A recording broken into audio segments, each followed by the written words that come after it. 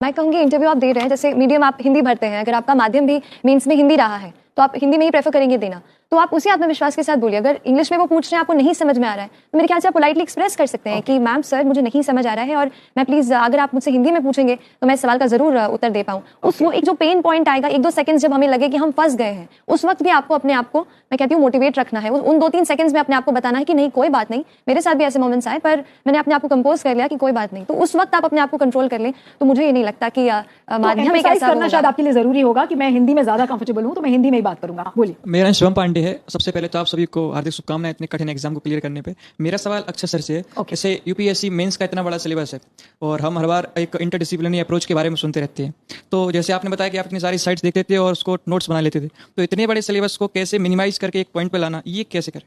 Okay, बहुत अच्छा सवाल पूछा आपने, क्योंकि बिल्कुल सोर्सेज काफ़ी रहते हैं और कंटेंट को छोटा करना होता है। तो सबसे पहले तो अपने सोर्सेज लिमिटेड रखिए।